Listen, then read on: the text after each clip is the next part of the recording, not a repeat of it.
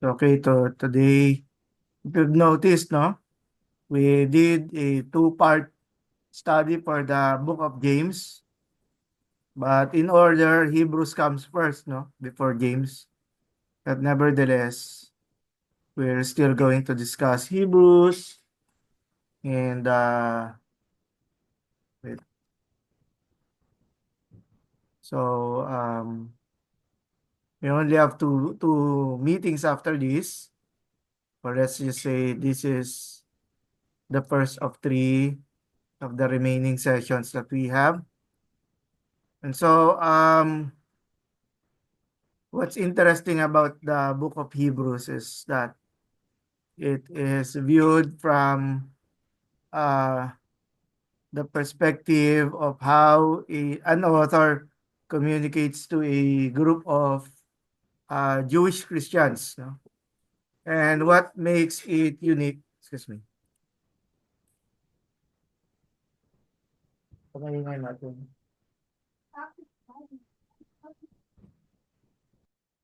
Hindi, ikaw kausap ko. So, unlike the letters of Paul, which were generally addressed to Gentiles within the um, ancient Mediterranean, ancient um, yeah, Mediterranean um, nations that he was reaching out. So again, the letter to the Hebrews is to a community of Jewish Christians. So this is an outline from William Lane, beginning chapter 3 until the fifth chapter, that the high priestly character of the Son. And so, which is the use of Old Testament motifs, no?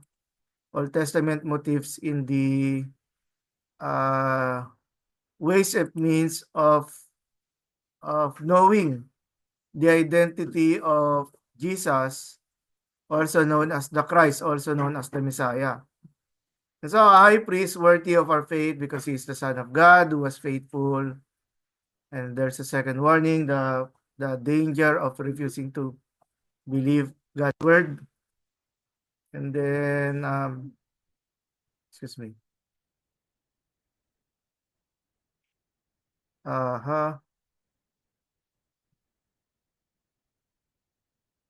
Okay. So the warning of people who refuse to believe in God's word, and then the idea of rest, or for the Hebrew it's the shalom, no?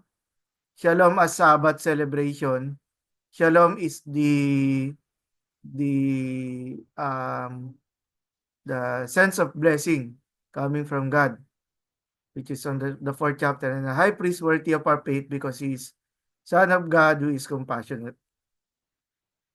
And from chapter 5 to 10, there is this third warning, the peril of spiritual immaturity, a basis for confidence and steadfastness.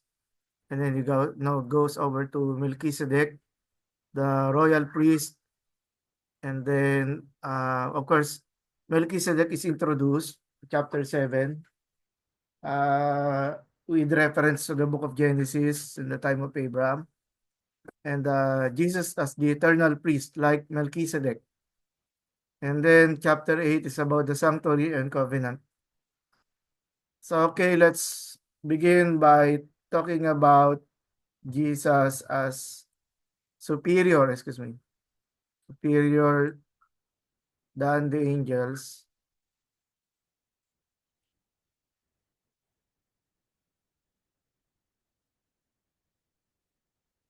Wait lang, no? Ayun.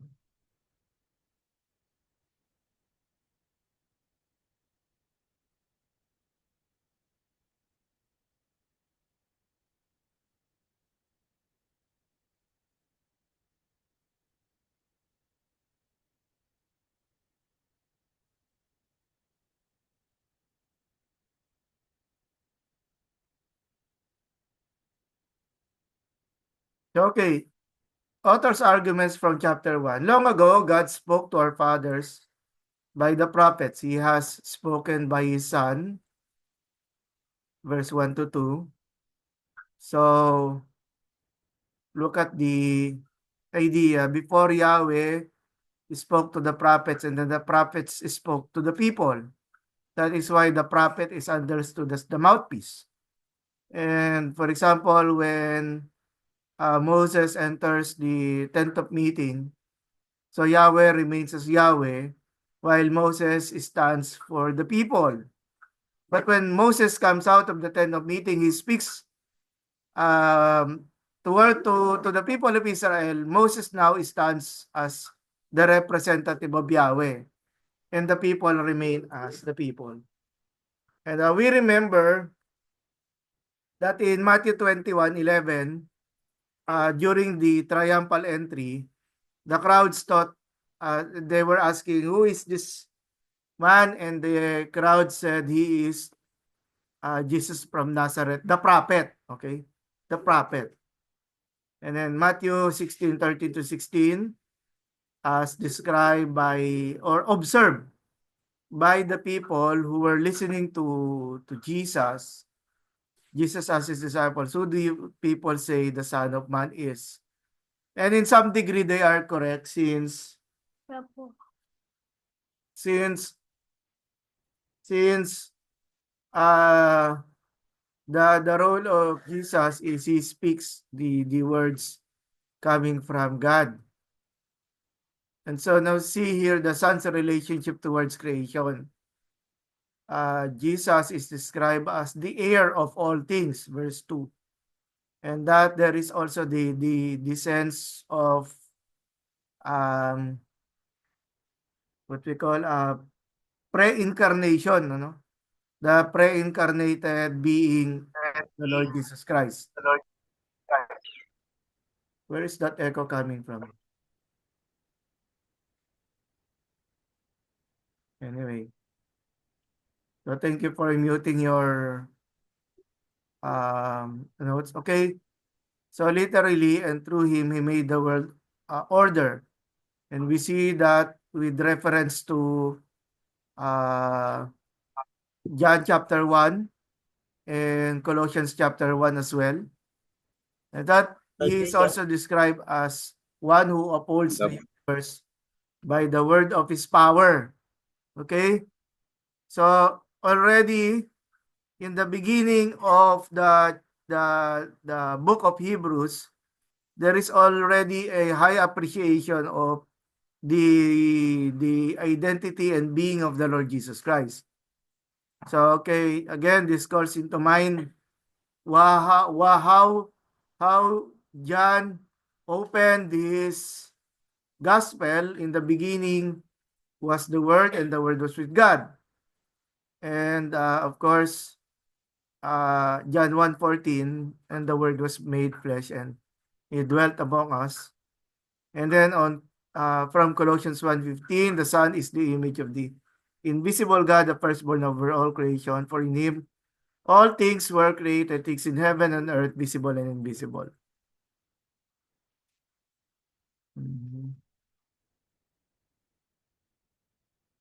And so we shall also see the Son's relationship to the Father. So he now speaks to the people in God's behalf, again as described in the beginning verses. Before God spoke to the prophets, now he speaks to us through his Son, and he continues to do that instrumentally using the word of God, the Bible, for us to convey his gospel message. He is the radiance of the glory of God, and we remember that with Paul's letter to the Colossians as well, that he is the image of the unseen God and the exact imprint representation of his nature, literally exact representation of his substance. And we remember the concept of developed in the Holy Trinity, that they are different persons but of the same substance. So of what substance the Father has, the Son also shares with the substance of the Father. And when we say he sat down at the right hand of the Majesty on high, take note that this is an idiom, okay? This is not to say that the Father is seated in the center, and on the right he is of someone of lower rank, no? Rather, when you say right hand, it's not that, of course, people would say if God has a right hand, perhaps he has a left hand, no? Or perhaps we do not know, maybe he has other hands. But that is not the point. To say right hand is an idiom to say that he has equal authority, okay, equal power. So the power with being held by the Father is shared to him, which is why even in the Psalms, right? I think that was Psalm chapter 2, that the Lord said, Psalm 2, or I forgot that Psalm that says, sit on my right hand until uh, your enemies have been vanquished, no? So the idea, again, that's an idiom. Okay, so passages here, Exodus 15:6, your right hand, O Lord, was majestic in power. Psalm 17:7, O Savior of those who seek refuge from their adversaries at your right hand. No? Psalm 26, now I know that the Lord saves his anointed. Uh, he will answer him from his holy heaven with the saving might of his right hand. And 110, the Lord, yung pala, this is the ano, no? The Lord says to my seat at my right hand, which is an idiom representing the rightful place of the Messiah. No? We no, beside the Father, beside Father God. And so let's look at this, of course, talking about the superiority of the Son towards the angels. There are references in the Psalms, no, being alluded to. So you could review this on your own, no. 1:5a is Psalm chapter 2 verse 7, 1:5b for Psalm chapter 89. Let's look at 89, ano. Psalm 89:26. Uh-huh. Says,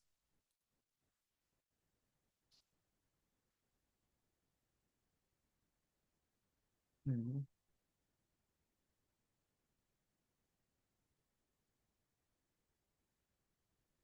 Okay, and he will call out to me, you are my Father, my God, and the rock of my salvation. I will make him my firstborn son, the mightiest king on earth. So that's from the New Living Translation. And 1 verse 6, Deuteronomy 32, verse 43, 1 verse 7. Please be patient. That's supposed to be Angelo, no? Angelo, he makes his messengers, winds his ministers a flaming fire. Psalm 104 verse 4. As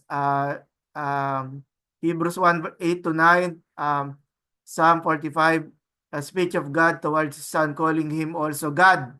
Psalm 45 has this one,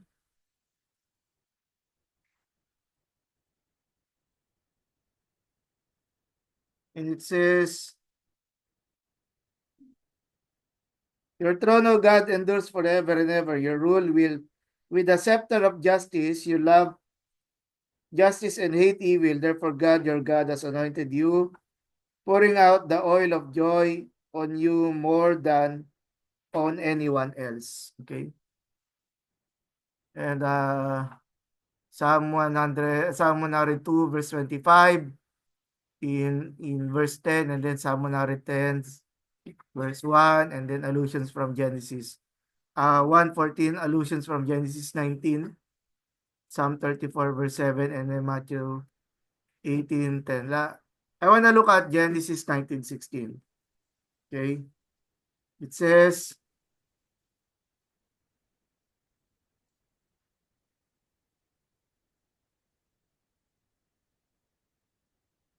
when Lot still hesitated, the angels is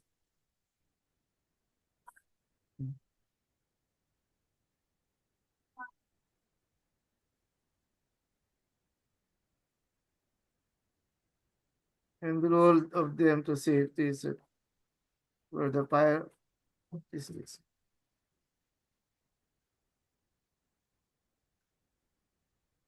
The Lord being merciful to him, and they brought him out and set him outside the city. Huh? Oh, yes, thank you, Pastor Luca. Okay. And so, why are we looking at these passages? So we are looking at these passages because we remember first the nature of the book of Psalms is they are songs of worship, right? Worship, thanksgiving, and this is a like our it's really difficult to compare the Old Testament Psalms though with our contemporary songs. What the book of Psalms can be viewed from two different perspectives, okay? The first one is that it is the message of the Israelites to God. Okay? Remember, it is a song. It can be a song of David. So David composes a song and he uses it to praise God. Okay? He uses the song to praise God. But the another way of looking at it is that through the Psalms, God reveals his identity. God reveals his nature. So what are the two ways again of looking at the Psalms? Psalms is a message from people towards God. Okay, people towards God. But the second perspective is that it shows the what you say the Psalms show how God speaks to the people. How the Psalms is being used as a means of revelation. Okay, self-disclosure of who He is, and so which is why, of course, we will add to the idea that the Psalms are also inspired by God. Okay, they were considered as um, um, inspired scripture. Okay. And about the author, this shows that the author of Hebrews is really fond and he is familiar with the Old Testament. And the reason for that, because it is a means of proving a Hebrew to his fellow Hebrews, okay? A Hebrew to his fellow Hebrews, who Jesus is, the promised Messiah as portrayed in the Old Testament, in the holy book of the Israelites. So, Sun Superiority of Angels Part 2, we can see here, when we talk about superiority, of course, there is already a presupposition of a higher rank, okay, a higher rank. And what does it says about someone who is about the relationship of someone with a higher rank towards the angels? So the angels stand as the servants, okay? Stand in the position of the servants. Okay? Yeah.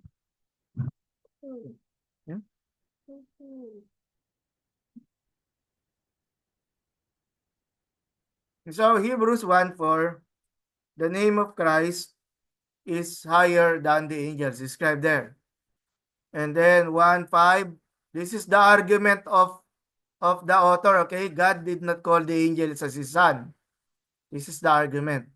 And so automatically um the son is in a unique position compared to the angels.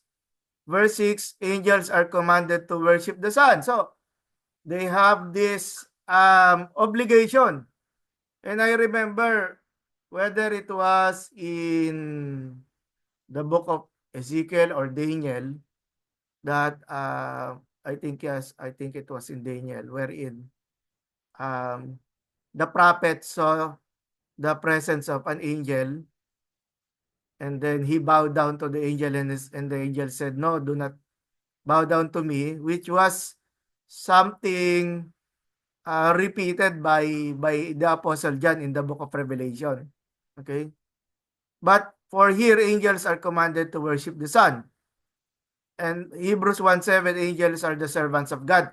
We remember during the arrest of Jesus at Gethsemane that he said that it is the will of God that the arrest and then the later on trial and then the crucifixion should take place. But again, the Lord Jesus said he is able to command legions of angels, okay? To stand to intervene, okay? To intervene in his place in that very position. So the angels are the servants of God. And then angels cannot be seated on God's right hand. It is the authority granted by the Father only to the Son, okay? Hebrews 1:14, angels are called also for the service of those being saved. So here we see the instrumental purpose of the angels in support of the believers. But I want us to be careful with Hebrews 1:14 because many years ago when I was still in college, I heard of a doctrine which says that since the angels are used in order to serve the needs of the believers, is that the the erroneous doctrine is that we can command the angels. Okay, have you heard about that? No, that daw since the angels of God are established for the purpose of helping the believers, no, that we can command them. No, I think that's we are reading too much. No, we are reading too much, and that if we think that we are higher in rank with the angels, there is really no supporting verse to that. No, it's just that because of God's love for the believers, is that even the angels will aid us, no, whenever we are in trouble. And I don't know about you, but I've heard of testimonies, no, saying that they have experienced now an angel or something. I uh, I'm not very sure if the Filipino students here remember the Rizal Day bombing, no, wherein there was a bus that was bombed, and there was also a portion of the, by then it was an LRT station, no, that was bombed. There were 3 locations that were bombed on the same day during the it's called the Rizal Day bombing. And in the, of course, people died, no? Some people died. And in that case, one of the uh sorry, my memory is not really precise, no? But in that occasion, during the bombing of the LRT, it is a train, no? It is a train that one of the victims that got hurt, no, during the explosion, no, he claimed that when he was there lying on the portion of the train that was bombed, no, and he said that someone held him, and then this person moved him into a safer location, no, because people were, of course, there was a bomb, so the initial response is people were panicking, no, people were running in different directions, no, and that for this particular person who was hurt during the mobbing, he said that um he was thanking that particular person that was there, because if that person did not help him, then he might be um um, maybe his situation will get worse, no, because of the stampede, no, of people were running in different locations. But again, these are stories that again is really difficult to make conclusions, no. I'm just trying to say that and I'm not really sure if that person is a believer, no. Siguro we'll just be very very clear on this that angels can help anyone, ano. I don't want us to be very exclusive that they will only be helping, no, believers. So if they want to help anyone, then that's really up to them. But again, this is no, this is a good reminder that God will even no use the power of angels in order to uh to prove that the believers are special and we are loved, no. And then Hebrews 2:2, the angels are God's messengers who relay valid truth. And Hebrews 2:2 again goes back to the presence of angels in the Old Testament. Okay?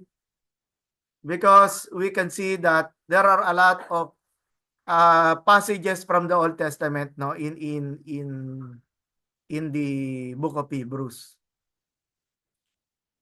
And so the world was given to the care of humans, no, not to the angels. Okay?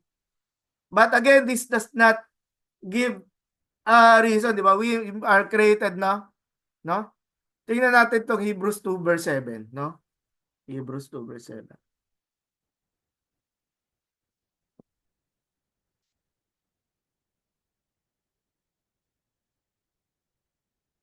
Okay.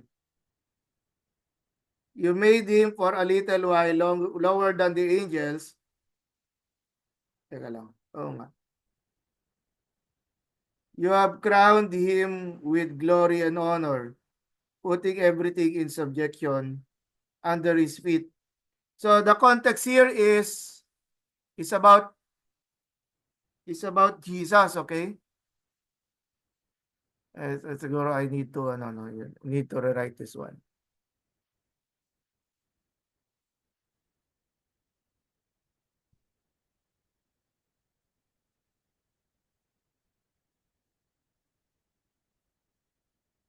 Okay, yeah.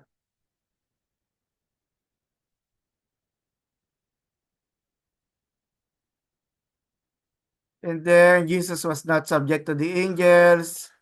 Hebrews 2:16, Jesus' mission was directed to Abraham's descendants and not to the angels. We remember, no, during the destruction of Sodom and Gomorrah.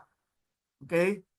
And then Hebrews 12, there are innumerable angels right before the presence of God. So these are legions or hosts, no? And then Hebrews 13:2, we may be entertaining angelic visitors who appear to be plain human. Okay, so supremacy of Jesus over Moses and the high priest.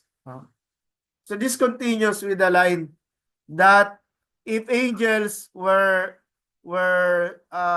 powerful beings, then Jesus is above them. And we see here that he is also above Moses.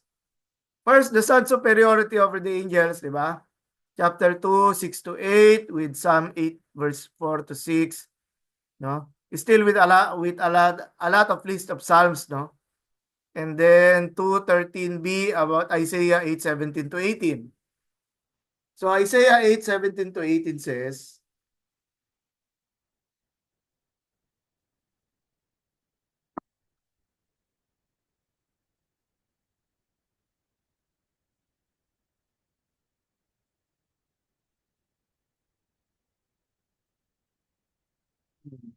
I will wait for the Lord who was turned away from the descendants of Jacob. I will put my hope in him.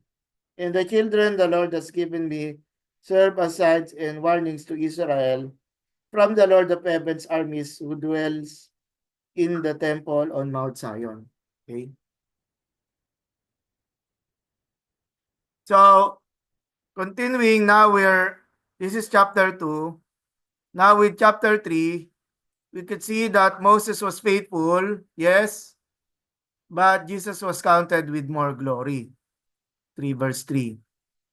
And on the fifth verse, Moses was a faithful servant, but Jesus is God's own son. So, is still another way of saying that in rank, because we remember for the Jews, they believe that the law of Moses was the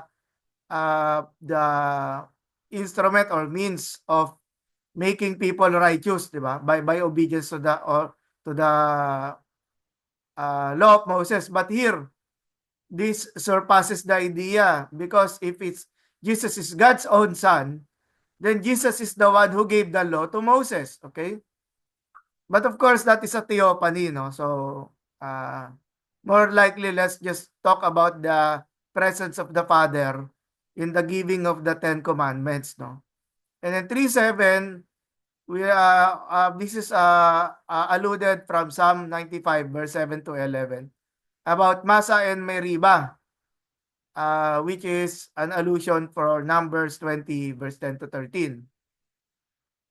And then still about son superiority, disobedience for Moses, but obedience to those who follow Christ. 3:16. Okay? Hebrews 3:16. Uh-huh. And who was it who rebelled against God, even though they heard his voice? Was it the people Moses led out of Egypt? Okay? But if you talk about the rebellion of the people, again, we remember how Moses struck the rock using his staff, no? And then water came out. So that is like a display of Moses' arrogance, no? And then 3:18 to 19, Moses' followers were not able to receive God's rest. Notice that um, there is a direct comparison being established by the author of Hebrews between Moses and the followers of Moses, and between Jesus and the follower of Jesus, okay? The Christians, okay? And it was described that they were not able to receive God's rest historically, because the Israelites who um, who experienced the Exodus, they all died in the wilderness, no? Except for Joshua and Caleb, okay? Joshua and Caleb were the survivors, no? But the rest were not able to receive God's rest. Again, what was the reason why they did not experience the rest from God? Is again because of disobedience and rebellion. But I also heard about this analogy. No? Just be careful about this sense of analogy. According to some interpreters, no, using this passage, that since they did not receive the rest from God, then these people who died, the Israelites who came out from Egypt, no, they are all not saved. Okay? Do you believe that? For me, I think that is a very strong case, no? Given that they were already spared from the 10 plagues, no, including the death of the firstborn. And it would be an unfortunate interpretation to say that by this time, no, the God's mercy was reduced, no, towards these people. So just be careful of be careful not to use New Testament ideas, no, when we refer to Old Testament experiences, no? Kasi we might be misjudging them, no? I just want you to be careful kasi I've heard this type of interpretation before, and I think that's bad. That's bad hermeneutics, no? Okay, for verse 2 to 3, as I said a while ago, there is a seeming comparison being established, no, by the author here between Moses, the followers of Moses, and Jesus, no. those who believe in Jesus have received God's rest. And so, in a way, how is rest being described, no? How is rest being described in the analogy, no? I was wondering why Pastor Luca is smiling, no? I wish I was also, I wish I could hear your discussion over there, no? But again, no, I might be running out of time, no? Okay, so the concept of rest is that the Israelites were the second generation of Israelites who who went out of Egypt. They were able to get into the promised land. Okay, they were able to get into the promised land, and so that is a description of the rest or the shalom, which goes back again to the promise of Abraham to or Yahweh to Abraham. That in Genesis chapter 12 and Genesis chapter 15, the promise of the covenant is that the people, the heirs, okay, the heirs of Abraham will be like the as in the number as the number of the stars in heaven, okay, and so and in that promise also is the giving of the land, no, to you I give this land. And so we could see during the entry in the book of Joshua, the people were able to claim, okay, they were able to claim all the promises that were stated in the, that were stated to by Yahweh to Abraham, no? In the person of this new generation of Israelites who also, who their parents crossed the Red Sea. Perhaps of course they were still children or young people by that time, but they were also able to cross the um, the Jordan River. And so using this analogy, we can see here that the concept of the kingdom in chapter 4 for the Hebrews, okay, is not the location. You could not find the kingdom in the temple. You could not find the kingdom in the synagogue. Okay? The kingdom is in the heart of the people. Okay? That is where people, especially considering the proclamation of the gospel, going back to the final words of Jesus during the Great Commission. Although I know it's not stated here in the book of Hebrews, but we know the charge, no? The charge to for the disciples to go out. And so people receive the rest or the shalom from God as a result of having this relationship with God, okay? Having this relationship by, we know and we agree, by accepting Jesus as our Lord and Savior, okay? The only way that people can receive the rest, okay? And so, before I go on, we go back. Some people would say, is it possible for good people, good men and women, following other religions, no, to be saved, no? But again, uh, the big question is, if they are good people, is their sense of goodness, does the sense of goodness qualify, no, with the righteousness that is being described by God, no? So that's likely the answer will be no, no. Okay.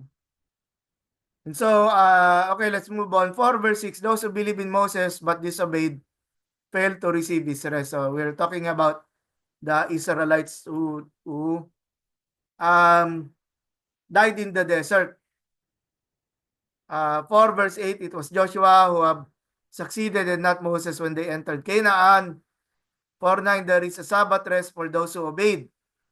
In the New Testament, those who believe in Jesus. And that Sabbath rest is a result of, we could say, the experience of peace, okay? The experience of peace because we believe in the Lord Jesus Christ.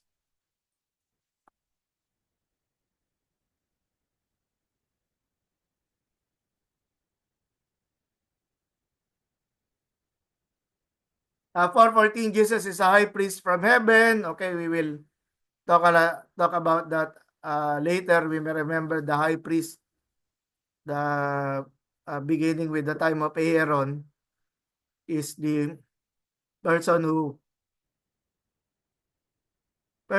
intercedes to God in behalf of the people. And just to be clear, the role of the prophet and the role of the high priest are of different offices. Okay, they have different tasks to do with regards to the worship of God.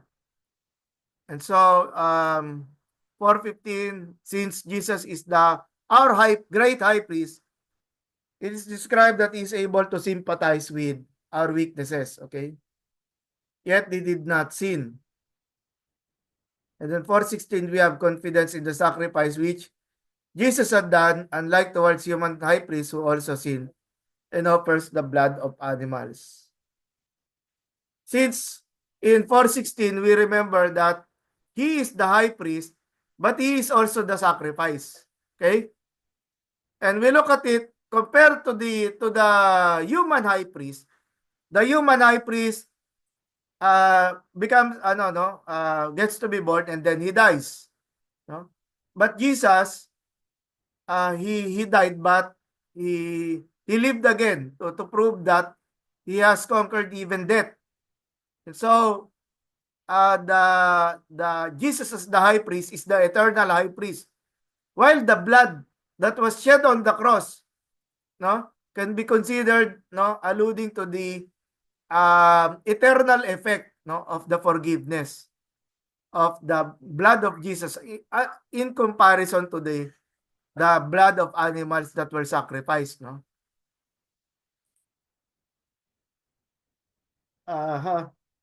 Let's also talk about this, the word of God as a sword. Okay, the word of God as a sword. So the word of God is living and active for 12. So this is a metaphor used to describe how the word of God speaks to us. Okay, and I remember, of course, with regards to the idea of preaching, preaching to the people. Whether we are teaching the children, if you think you are a Sunday school teacher, then you also speak the word of God to the children. Okay? And sometimes, another thing, we often talk about hermeneutics and homiletics. No? Ano muna, no? Mga konting break muna, no? Before we go on. We talk about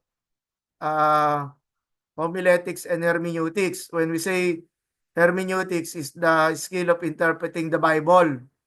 And then homiletics, it is the skill of delivering the message, or we call it preaching.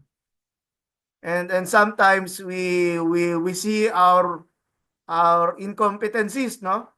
When we are assigned to do the preaching, we can see our incompetencies, our lack of ability, and sometimes our lack of knowledge, and in doing so, sometimes we feel we lack the strength, no, and the confidence, no, to do the preaching. But do not forget that the word of God is a double-edged sword, meaning we proclaim the word, but the conviction is God's, no, the conviction belongs to God. Okay, it's not in our power that we convict people. So do not feel sad, no? Do not feel sad when you think that sometimes you are insufficient, or you speak to a community that is highly educated, no? A community that are highly educated. Remember that since the word of God is a double-edged sword, and sometimes after doing after preaching the sermon, you think, you ask yourself, no, did I understand the message? Ayun. Thank you for those who are showing body language, no? About others, kasi there is no body language since since the cameras are closed, no? Very ano. Okay, so ano, let's go back to the, just to give an encouragement, no? Just to give an encouragement to the preachers and and Sunday school teachers or youth, young people presidents or pastors here, no? That we do our part, but God does His part. Okay? Ay, Pastor Joel, parang meron tayong ganong usapan last meeting, no? Di ba? Siguro I wanna clarify, no? Allow me, no? That we were talking about the discussion on the letter of James yata, no? And on that discussion, uh, uh, uh, Pastor Joel commented that no, the our discussion becomes the room for the presence of the Holy Spirit, no, to work in us, di ba? No? And notice that we are in different locations, no. So again, yung what we say, yung no, yung presence of God, the power of God, the leading of the Holy Spirit cannot be contained by locations, no. Even there in uh, I I forgot in I forgot what country Pastor Luca is, no? Ay no. Yeah, there in the continent of Africa, no. I always think about my no, students sa Ghana and anyway. So ganon, no. So uh, always think of it that when you do ministry, no, the we do our part. It is the moment that God has given us, and then we do it by the grace of God. So yun. Okay. So why am I preaching here, no? I should not be preaching. I should go back to my lessons again. Okay, thank you. If you do not believe that, that's okay, no? That's really. But I hope you do.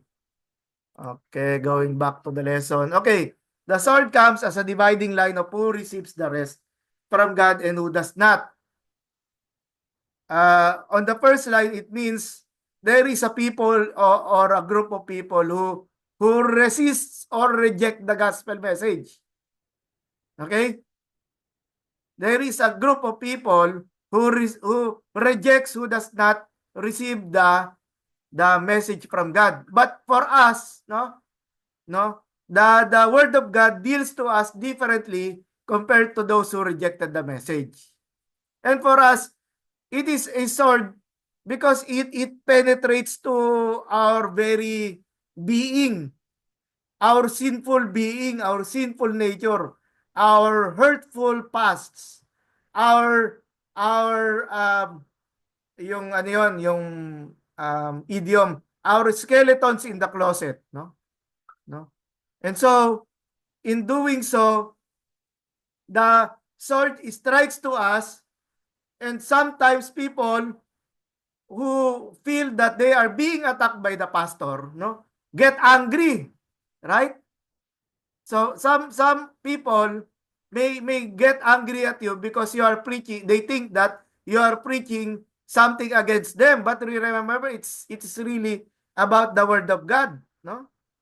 And when I'm just using this is not my words, no? I'm using an observation from someone. He said that when the preacher went down from the stage after the service, this person came to him and said, "Pastor, you prepared a message against me, against me."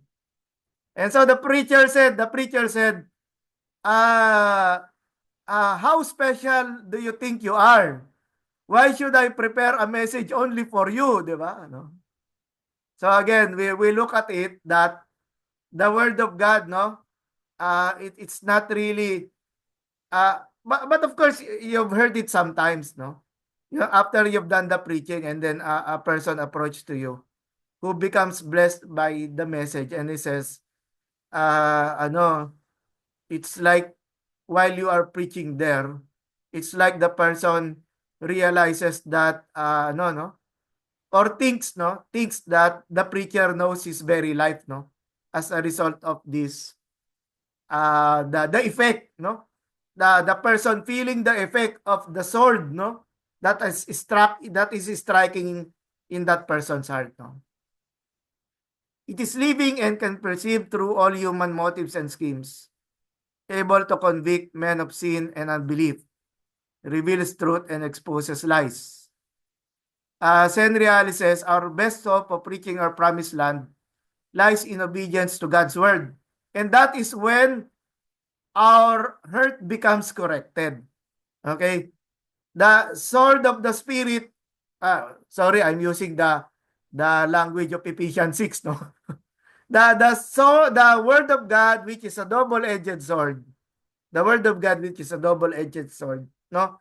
Pierces to our hearts, but at the same time, it provides healing. Okay? It provides healing. Because, of course, people will say, I got hurt. And we get hurt, it is because we had this genuine encounter with God's working in our lives. And we should be thankful about that, right? We should be thankful that God's Spirit is working in us because He loves us. And according to Hebrews, God disciplines His children.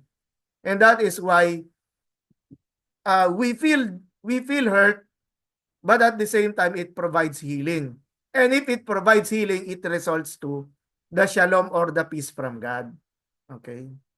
And so, this is a good encouragement, no, for preachers, Sunday school teachers, whether children, young people, or or adults, no, and also for some of our brothers and sisters here ministering to the marginalized, no. Okay, so if only our churches could realize what power they would gain by giving God's word its proper place in the services. And again, we go back to how I want to borrow the metaphor used by Paul in 2 Corinthians, di ba? The metaphor that we are our lives, no, are like jars of clay, no, carrying the treasures. Okay? So we carry these treasures in jars of clay. And so our lives, it might be of course it might be a description is made of clay.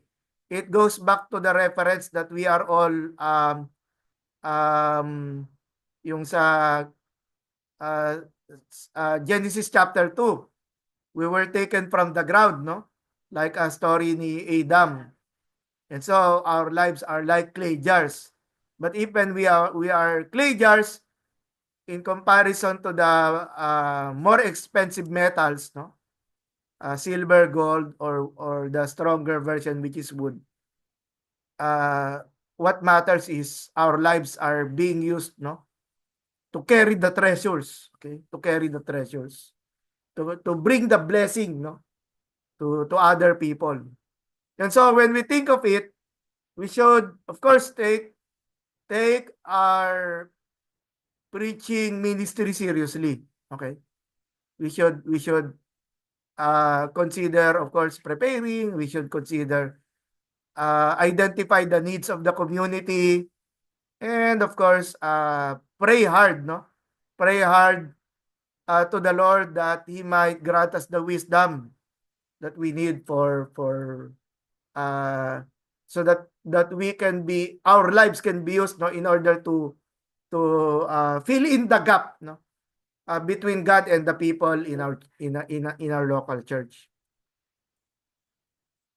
So there is also a warning against unbelief, no? Often this becomes the contention to say that those who have tasted, no, the goodness of God, it's impossible for the mercies of God again, no, that shedding of blood for them all over again, no, being used. But again, let's go back to the problem of unbelief. So we share in Christ if we hold firmly until the end and guard ourselves against falling into unbelief and disobedience. Okay? Of course, when there is unbelief, disobedience is for sure to follow. This warning is one of the keynote of the letter, repeated with increasing earnestness in 6:4 to 6 and 10:26-29. Two passages that share in this big problem going on in the community of the Hebrews. The author cites the example of the Israelites who, after having been delivered out of Egypt with mighty signs and wonders, nevertheless perish in the wilderness and never reach the promised land because of unbelief and disobedience. Again, there is this is a matter of fact, as described in the testimonies. If they failed because they were disobedient to the word of Moses, what hope can there be for those who are disobedient to Christ, who is far greater? And so again, we can see again the analogy. Okay? We remember for the role of Moses is in guiding the people. Unfortunately, the Israelites many of them that came out from Egypt, were we say the very punishment was they were not able to reach the promised land. And so if people can disobey Moses, okay, that's a picture. If people can disobey Moses, then how much more if people will disobey Christ? Okay. And I remember, I think that is 2 Timothy, um if we um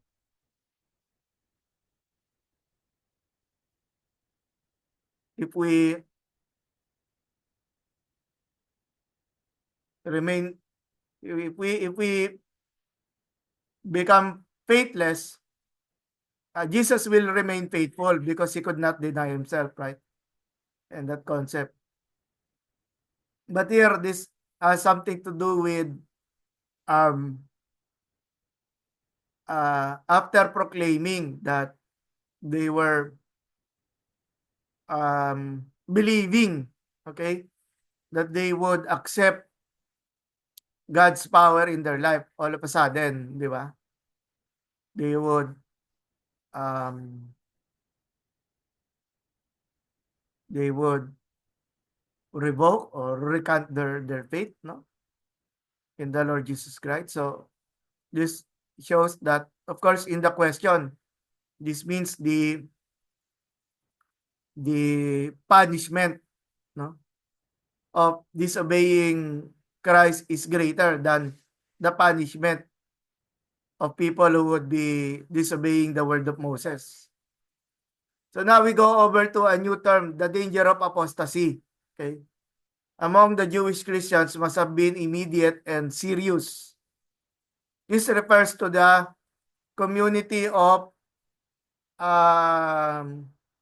so-called followers of Jesus during the early Christian church, that after they had said that they want to be followers of Jesus, and then later on they changed their mind, They changed their mind. I will set as example in John chapter 6. If you remember that after Jesus fed the people, that these Jews wanted to make Jesus king, right? And then suddenly Jesus changed his approach in preaching, which later resulted that the people abandoned him, except for the disciples who were with the Lord Jesus, So okay, the writer and then may have had in mind the approaching destruction of Jerusalem, the most awful calamity in Jewish history, which would tempt Jews to lose faith in Jesus because they had not yet understood that Christ had made the temple and its rituals unnecessary.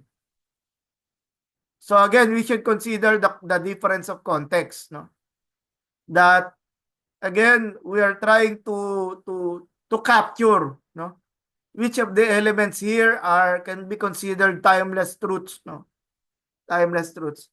I know it is really he said that if we disown him, he will also disown us, no? So forsaking the Lord was the characteristic and oft recurring sin of the chosen people, especially in their contact with idolatrous nations. It constituted their supreme national peril. The danger is not being defeated by in war or being killed by the enemies, no? The real danger is losing your or becoming unfaithful to to the Lord. The tendency appeared in the earliest history as abundantly seen in the warnings and prohibitions of the laws of Moses. The fearful consequences of religious and moral apostasy appear in the curses pronounced against this sin on Mount Ebal in the book of Deuteronomy by the representatives of 6 of the tribes of Israel elected by Moses, no? Deuteronomy 27. So, wayward was the heart of Israel even in the years immediately following the national emancipation, the freedom that resulted with these Israelites coming out from Egypt. In the wilderness, that Joshua found it necessary to repledge the entire nation to a new fidelity to the Lord. That is what we call a recommitment with Joshua 24, chapter 24. We remember in that statement, Joshua proclaiming to the Israelites, choose for yourself the gods, no, whether the gods of Egypt, the gods of this nation, but for me and my household, no, we trust, no, we trust in Yahweh, we trust in our God. And so infidelity to this covenant blighted the nation's prospects. Blighted means it brought curse, or it brought pain also as well. Disobedience or lack of faithfulness to the covenant. To the nation, blighted the nation's prospects and growth during the time of the judges. And we see that in Judges chapter 2, this refers to the generation after the people who have entered Israel. The following generation were not faithful to the covenant, unfortunately. So it was the cause of prolific and ever-increasing evil, civic and moral, from Solomon's day to the Assyrian and Babylonian captivities. Many of the kings of the divided kingdom apostatized, no? Leading the people, as in the case of Rehoboam, into the grossest forms of idolatry and immorality. That I could also say the same for Jeroboam, no? Conspicuous examples of royal apostasy as are Jeroboam, King Ahab, Ahaziah, Jehoram, King Ahaz, Manasseh, King Amon, and then the prophecy originated as a divine and imperative protest against this historic tendency to defection from the religion of the Lord. But I remember Manasseh, no? Manasseh, I think it was in the Chronicles, no? Chronicle account, not in the account in the Kings, no? That it was described that Manasseh repented, okay? That Manasseh repented. Even if Manasseh was considered as the most violent of the kings of Judah. No? And if you would allow it, no, at some degree, just some degree, if you allow it, even King Ahab, no, in some way, he asked forgiveness from the prophet Elijah. Okay. But again, how small that sense of forgiveness is, and how whether God granted him the God granted him the forgiveness necessary. It's I could not answer that question. But we can see here that when the king apostatized, the entire nation is affected. Okay? Because the role of the king is to he is the covenant keeper. Okay? He is the one that should be telling the nation of Israel to remain faithful to the covenant, because that is the calling of uh, the nation, no? Whether we refer to the northern kingdom or to the southern kingdom. So Paul was falsely accused of teaching the Jews apostasy from Moses. Excuse me. And that is why there were a group of Jews who wanted to kill him. No? He predicted the great apostasy from Christianity foretold by Jesus, Matthew 24:10, which would precede the day of the Lord, 2 Thessalonians 2 verse 2.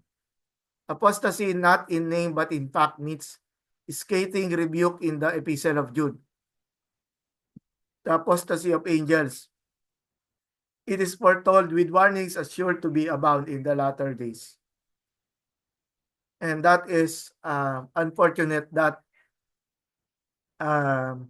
it continues, no, until today, that apostasy is really dangerous to the faith. No? The causes of apostasy include persecution, that because they were afraid that the persecutors will hurt or kill them, some people would opt to deny, no, the Lord Jesus. Others about false teachers who, of course, would be proclaiming a different type of gospel. The problem of temptation resulting in sin, and then apostasy, we should say temptation here results to apostasy. But of course, apostasy also leads to further temptation or commission of sins. And then the problem of worldliness, meaning there is this knowledge of the gospel, but by listening to different claims, no, the person was fell into worldliness. And another is a defective knowledge of Christ, no, such as yung, for example, is cry if I've been like I fell in sin, no, will Jesus still love me? No, I think Jesus does not love me anymore because I am a sinner. So because you think that Jesus does not love you anymore, you think you're going to hell. So something like that, no? So, but there is a need for us to correct that type of understanding, no, coming from the Lord. And there is also moral lapse, no, similar with temptation and falling in sin. And then forsaking worship and spiritual living. Chapter 10, I want to read that first, no? 10, 25, 31. No? Before we deal with other issues, no? 10, 25.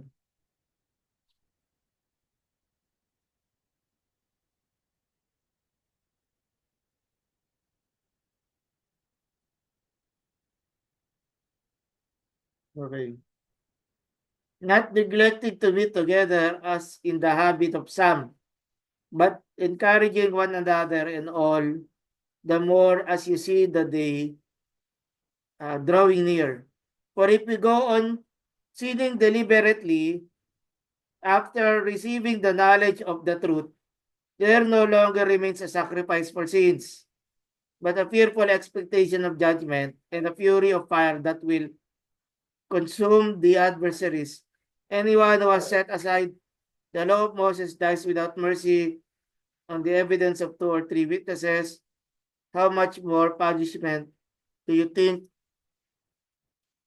will be deserved by the one who has spurned the Son of God and has profaned the blood of the covenant by which he was sanctified and has outraged the Spirit of grace? For we know him who said, vengeance is mine, if I will repay, and again, the Lord will judge his people. It is a fearful thing to fall into the hands of the living God. And so we see here the rhetorics of the fear of God, no? Rhetorics. Another way of saying nananakot, no? Using the element of fear to call for obedience, or using fear or warning, and then later on, of course, warning is no, is appealing to the fear of getting punished, no? So, okay, some additional biblical example: Saul, Amaziah, and many disciples in John chapter 6. The example I mentioned a while ago. And then Hymenaeus and Alexander, 1 Timothy 1:19, who brought Paul a great harm. Demas, 2 Timothy 4, and then other passages as well. So in classical Greek, apostasy signified revolt from a military commander. No? In the Roman Catholic Church, it denotes abandonment of religious orders, renunciation of ecclesiastical authority, defection from the faith. The persecutions of the early Christian centuries forced many to deny Christian discipleship and to signify their apostasy by offering incense to a heathen deity or blaspheming the name of Christ. The Emperor Julian, for example, who probably never vitally embraced the Christian faith, is known as history as the apostate, no? Having renounced Christianity for paganism soon after his ascension to the throne. Now let's talk about son as a high priest. We remember, as described in the book of Hebrews, Jesus is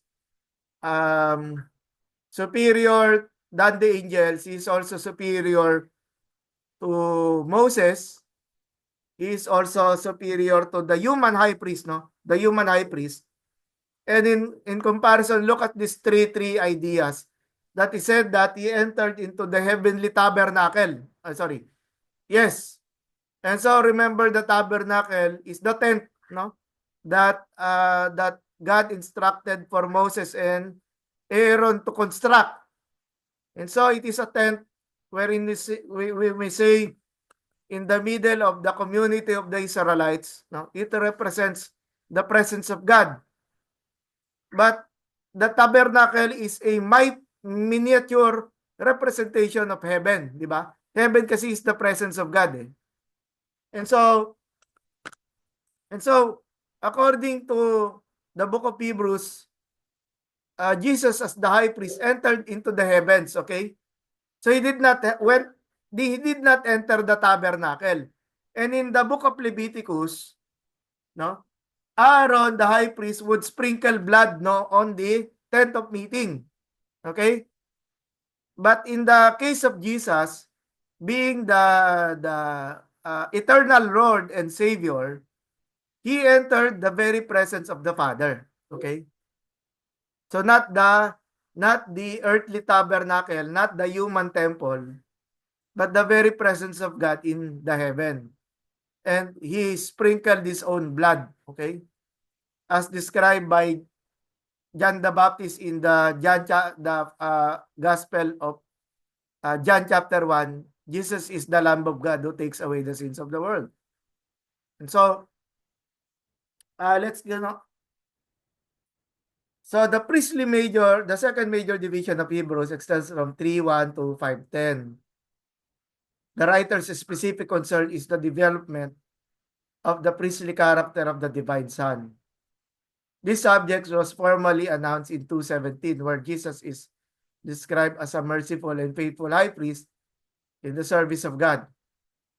In characteristic fashion, the key terms merciful and faithful are taken up in this segment of the sermon in inverted order. Okay? Merciful and faithful. And so, the writer addresses himself first to the faithfulness of Jesus, 3:1 to 6, and to the urgent need for the hearers to prove faithful as well.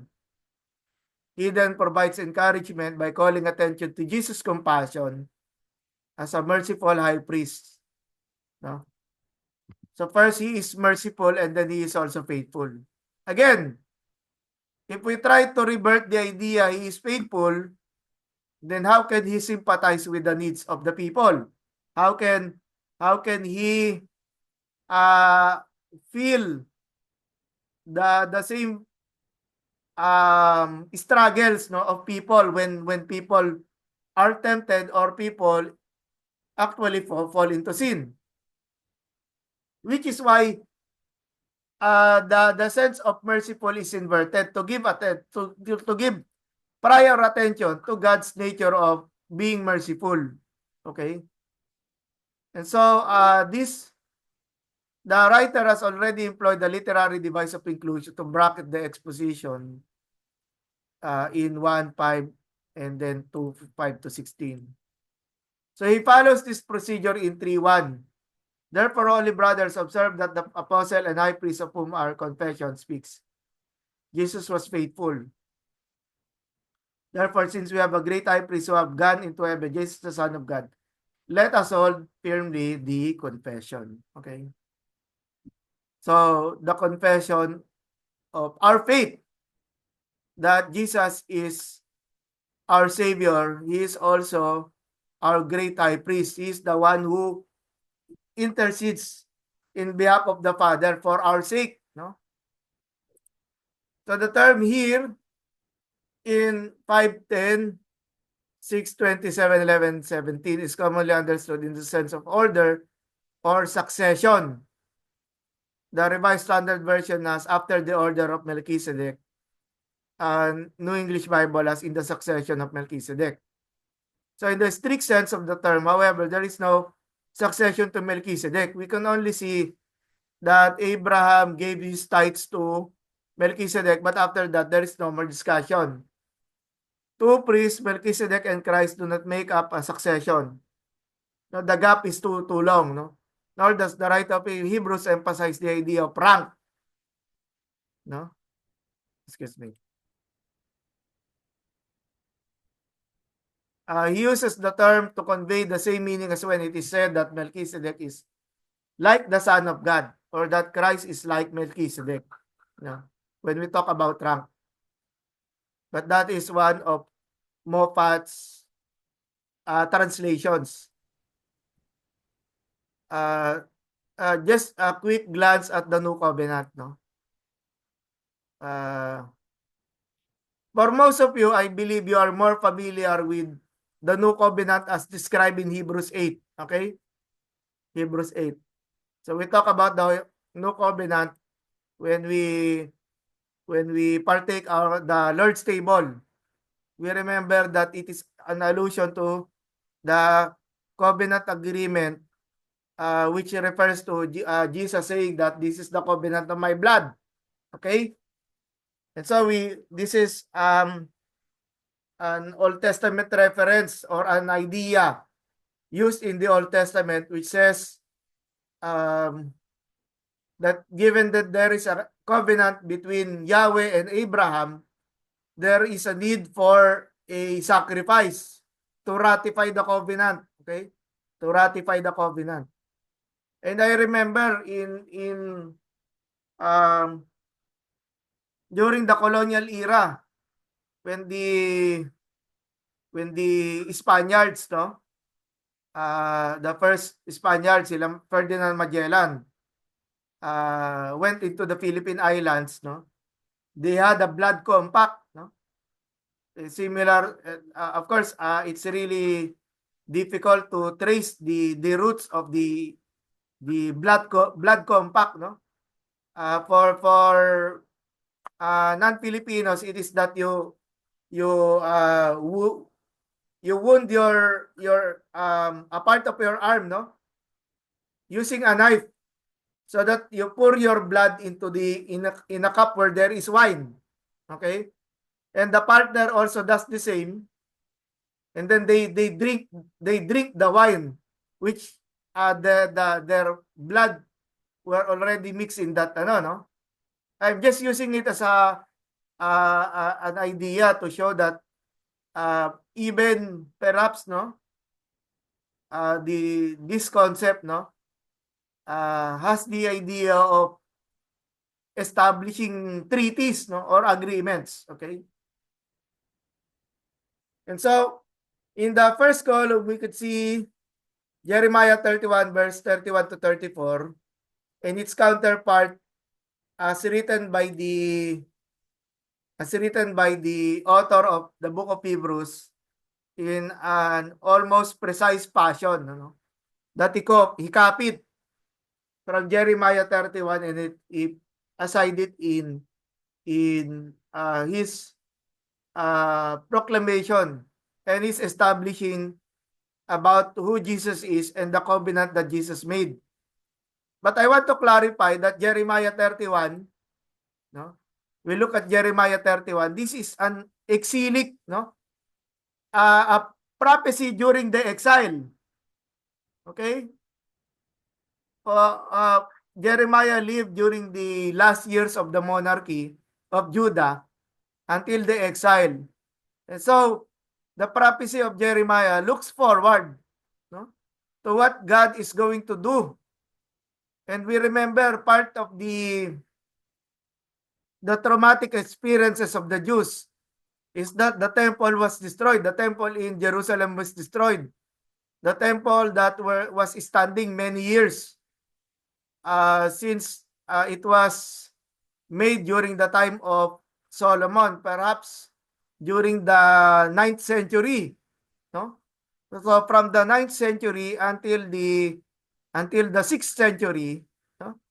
So in a matter of perhaps 300 years, more or less, no? The temple is standing there, and for the Jews, it symbolizes the presence of God. But how can people worship when the temple was destroyed? Okay, so the temple was destroyed, and the people were banished, no, in different lands, Babylon, Assyria, Egypt, and in many other places. And so here, the prophecy of Jeremiah was initially addressed to the to the Jews who experienced the troubles of war against the Babylonians, war and defeat, no, and the destruction of the temple. And from here, Jeremiah, the prophet Jeremiah saw the vision, no, of what the Lord will do to the people.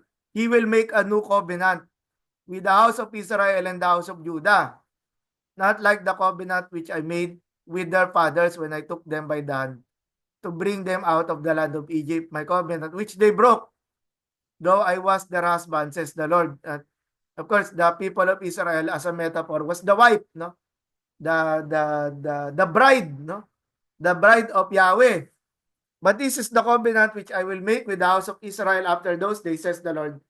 I will put my law within them, and I will write it upon their hearts, and I will be their God, and they shall be my people. Remember, and then no longer shall each man teach his neighbor, know the Lord, for they shall all know me. Remember, class, this is within the context of a temple that was destroyed. Okay? A temple that was destroyed, and of course, the basic question of the people is, how can we worship God, no, since the temple was destroyed? And in some bits and pieces, we remember Jesus talking to the Samaritan woman in John chapter 4. That the comment coming from the woman, Samaritan woman, said, "You Jews worship at the temple, we here worship in this mountain." Okay? Mount Gerizim, if that is precise, no? So the context in as proclaimed by the prophet Jeremiah in Jeremiah 31 is clearly a different one, ano? And in a way, Jeremiah 31 also, if you would accept, has the motif, no? Has the motif of a return, no? In a future return. Although there are more messages from the prophet Jeremiah that we can see in different passages, especially when it talks about the after the 70 years are over, something like that. Okay. But now let's talk about the context of Hebrews chapter 8. Okay? Hebrews chapter 8. So, Hebrews chapter 8, but God found fault with the people and said, no?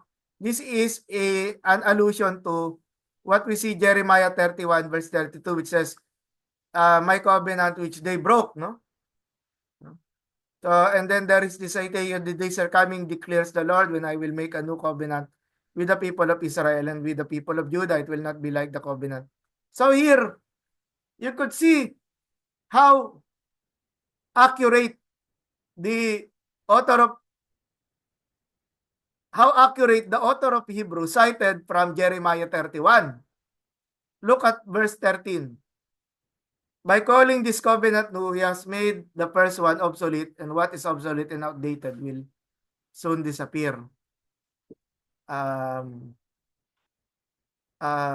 course, that is open to interpretation. But I also want us to be careful that it doesn't mean that the covenant God made to Abraham, the covenant God made to Moses, so the giving of the law, God made to David.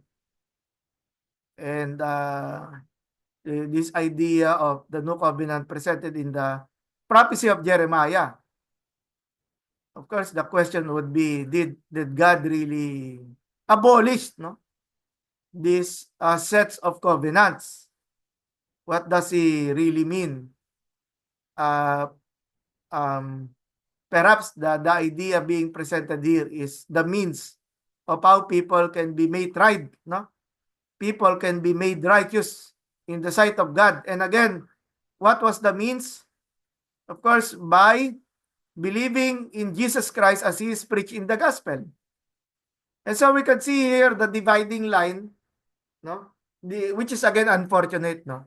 There is a dividing line between the Jews who accepted the Lord Jesus Christ and the Jews who rejected him, and the Jews who earlier proclaimed that they believe in the Lord Jesus Christ, but later they abandoned, no? They eventually left, no? Left the community of believers, no? With regards to the idea of Hebrews. And so we could see here same passages, no? But how they are communicated, no? How they are communicated, it seems to be from a different point of view. Again, when you look at Hebrews chapter 8, you read it from the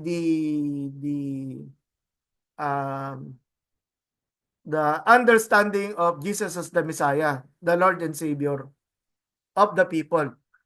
Not only the Savior of the Jews or the Hebrews, but the Savior of the world. Okay?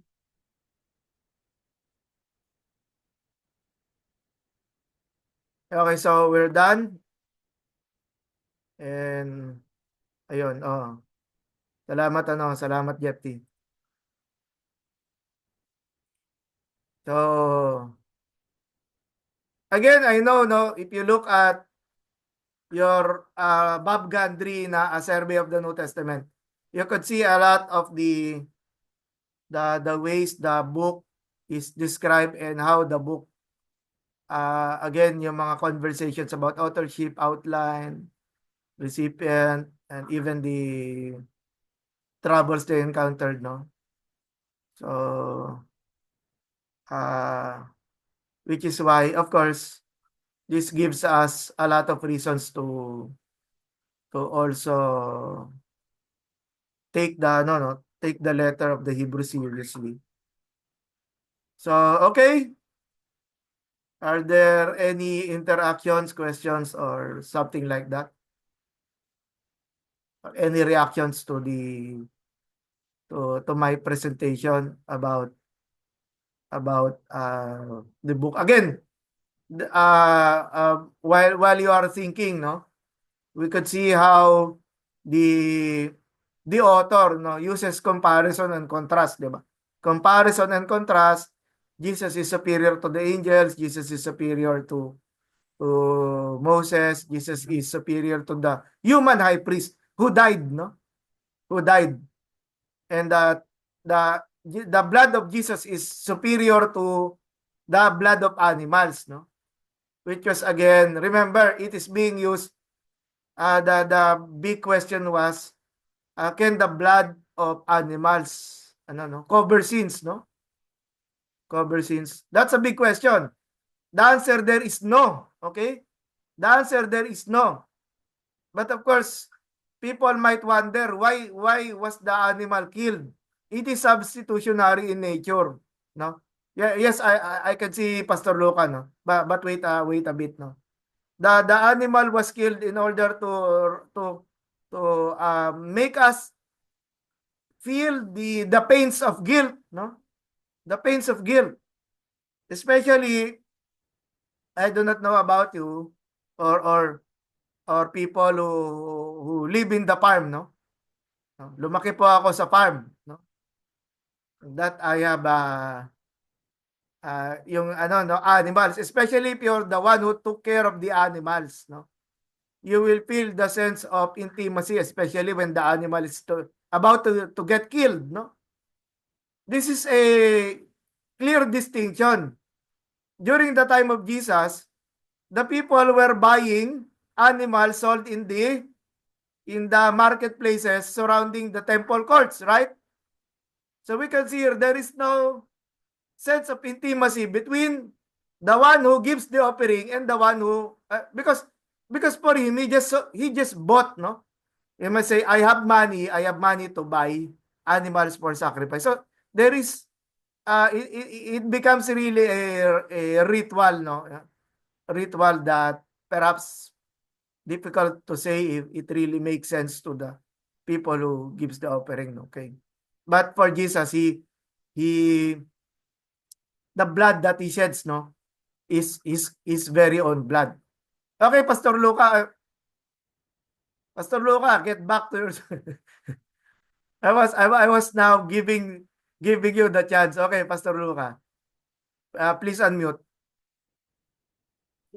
Yeah, thank you so much, Doc, for the Yes. chance you have given. Mm. I really appreciate your presentation, especially the comparison of Jeremiah 31 and Hebrew chapter 8. So this one, I didn't realize that they talk the same thing. And my question is something that confused me. I started being confused since 2018 up to now. I don't understand. And it is the results of the one who told me that. And I didn't believe what he said. Between Jesus Christ and High Priest Melchizedek. He said Melchizedek is the same Jesus Christ who came in form of Melchizedek. When I tried to ask him to explain it more to me, it was difficult. And that one left me confused up to date. So can you help me understand whether what the guy said was true or not? Because he said Melchizedek is Jesus. It was Jesus who came first before he was born by Mary. Yeah. Okay.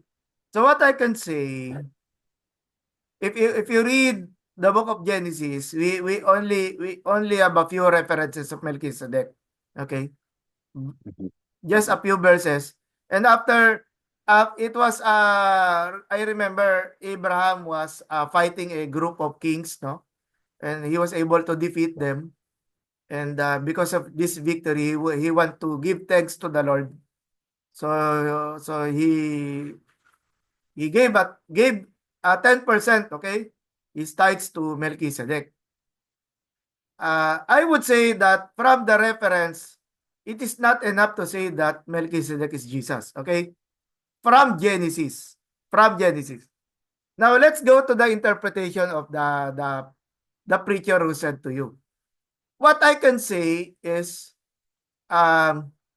according to the book of Hebrews, that Jesus is a form of Melchizedek. Okay? He is a form of Melchizedek. And what is the reason? Because in the Jewish temple, the temple that was standing, it was, we will say, of course, they have their own high priest, no? So, the high priest was from Aaron, okay? The high priest from Aaron, which is the brother of Moses. And then later on, during the time of David, it was the order of Zadok, okay? Zadok, who was a descendant of Aaron, okay? But during the time of the uh, the temple during the Roman period, okay? The temple during the Roman period, the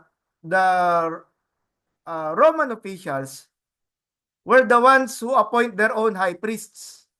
Okay? I say that again. The Romans were the ones who appoint their high priests. And so when they were appointing high priests, another way of saying, these high priests in the temple, they were illegitimate. Okay? They were illegitimate. They were just there as puppet of officials being controlled by the Roman governor. Okay, going back to your question.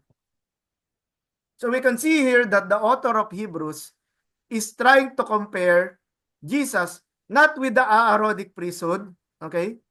Not with the Sadducite priesthood, not with the priesthood in the temple during the time of Jesus, but with Melchizedek. Okay? Melchizedek. So there is just this analogy or comparison. But to say that Melchizedek was Jesus, what the pastor is doing, he is bringing information from the New Testament back to the book of Genesis. And my question is that good hermeneutics, Pastor Luca? Is that good hermeneutics? We bring information from the New Testament and we bring it into the book of Genesis, wherein, as I said a while ago, when you look at Genesis about Melchizedek, just a few verses about him. Again, my question is that correct? Should we accept? Yes, Pastor Luca. We should not accept. It's not correct, and that's why I'm still confused up to date since 2018. I didn't accept that. But I hope you're no longer confused. Okay? Because our basis, now it's okay. You look at Genesis again, and it's really but I would try to not to add into your confusion. Not to add in your confusion. There is an intertestamental, no, or what we call writings from the just forgot, no, intertestamental period, which describes Jesus, no. Wait.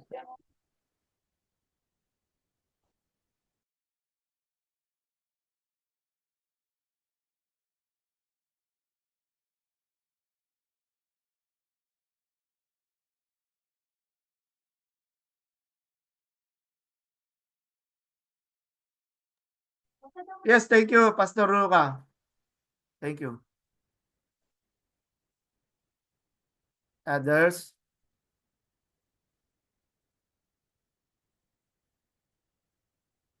Ayun. He did not enter by means of blood of goats. Yes. Thank you, Pastor Joel, for citing Hebrews 9. No? They took care the unblemished lamb kill. Amen. It was the blood that saved them, no?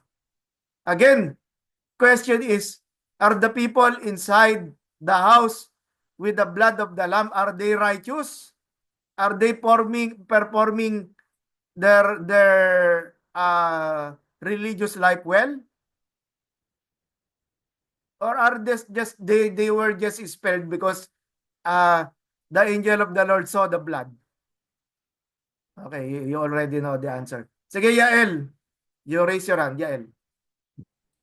Doc, about the apostasy, the warning of apostasy in the book of Hebrews, I think it's both caution and encouragements to all believer.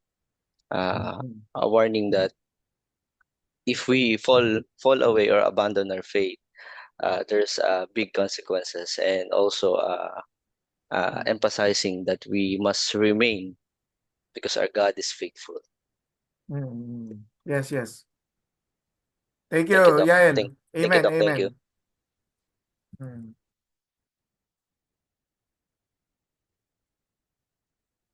Who else? Sige, sige. Sister Libay.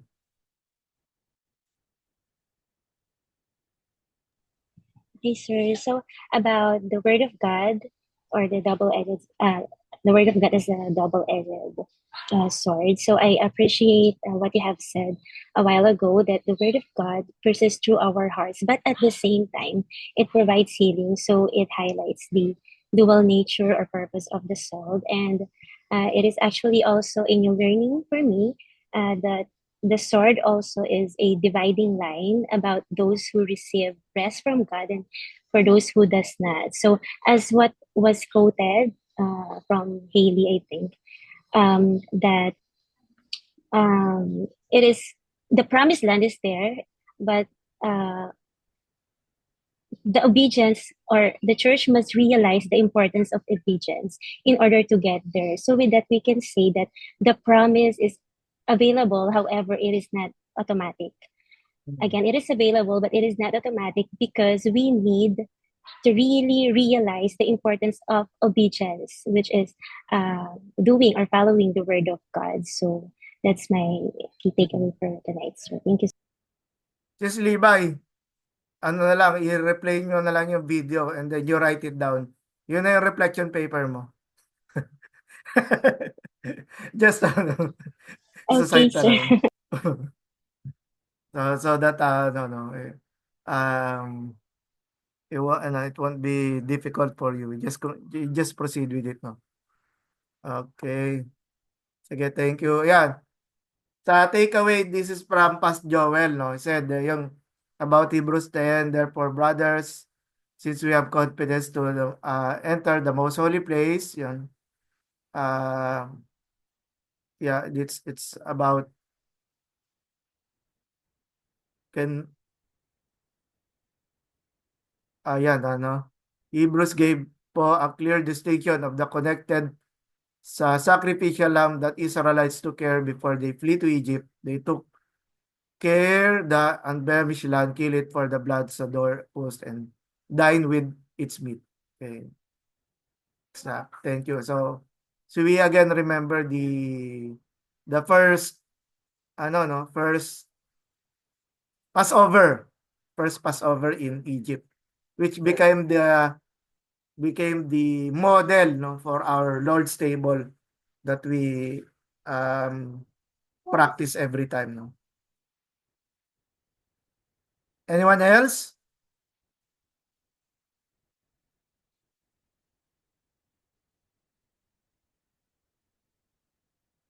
Ayun.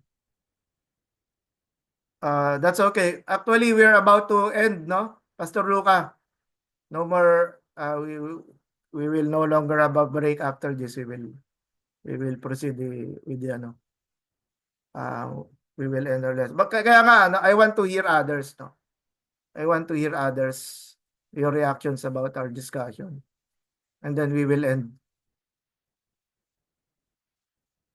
Or you just want us to end. Ayun, nandiyan na si Robbie. Sige, Robbie. Go on. Hello po, sir. Good evening po, classmates. Mm. So, Mm. ah, yun, ang ganda po ng Hebrew as a book itself na nababasa natin in the Bible. Pero ako po siguro something that I was reminded is yung importance po that as a believer, despite we have challenges to face, especially sa ministry natin. Kasi po, at this point, isa po sa pinagdadasal ko talaga sa Lord yung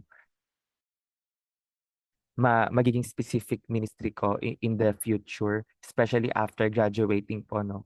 So, at this point, syempre, may mga pressure po tayo na experience kahit unintentionally ma-pressure tayo, pero because we want excellence for the Lord, syempre kasama din doon yung preparation and talagang all out effort natin sa lahat ng ginagawa natin sa ministry. So, yung for me po sa Hebrews 12:1-2, which is, yung sabi nga po doon, let us throw off everything that hinders and let us run with perseverance the race marked out of us, fixing our eyes on Jesus. I think every one of us has to be reminded of that, no matter what the ministry we do, whatever the circumstance or the pressure we may face, we just have to fix our eyes on us. And from there, we will be able to persevere and endure with excellence, all for the glory of. Yeah, thank you, Robby. Yes, kahit ako na-encourage ako sa ano, sa statement mo.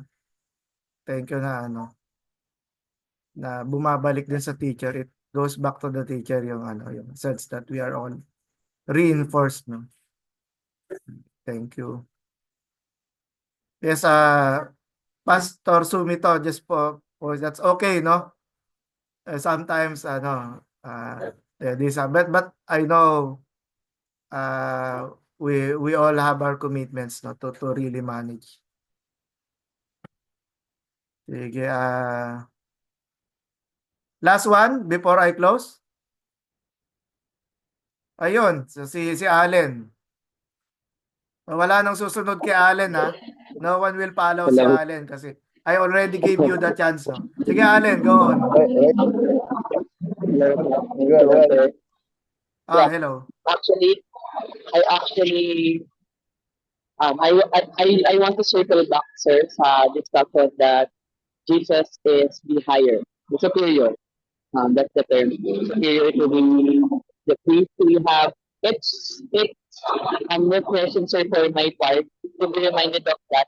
Kasi po, in Bible school, here in the Bible school, we are exposed to many things like the church history, the Old Testament, and even to other subjects, sir, into the languages like that. And I am reminded now that no matter how complex things get, I will always go back sa core of Christianity, which is Jesus.